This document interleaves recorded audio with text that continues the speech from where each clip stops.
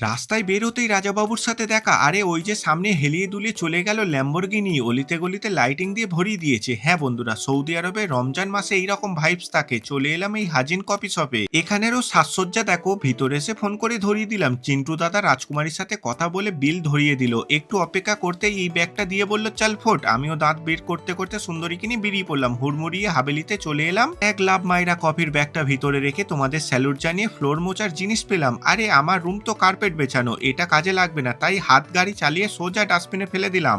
আবার মিশনে বেরিয়ে পড়লাম। সুন্দরীকে রেখে হেঁটে হেঁটে এই পুষ্পা ঝুঁকে নেই সালা দোকানে যাব না, মানে এখানেও ওই রকমের দামি কাঠ পাওয়া যায়। ফোনটা ধরিয়ে দিলাম, সৌদি অর্ডার দিক আমি তোমাদের দেখাই। প্রিয় বন্ধুরা, এই যে কাঠগুলো দেখছো এগুলো কিন্তু অনেক দাম। সৌদি আরবে উড বলে, বাড়িতে জ্বালালে পুরো বাড়ি সুগন্ধিতে ভরে দেয়। 15 ব্যাগ অর্ডার দিল। ঈদের জন্য সব বন্ধু বান্ধবদেরকে গিফট করবে। তোমাদের কারোর লাগলে আমাকে কমেন্ট করে জানিও। দেখা হচ্ছে নেক্সট ব্লগে। টাটা।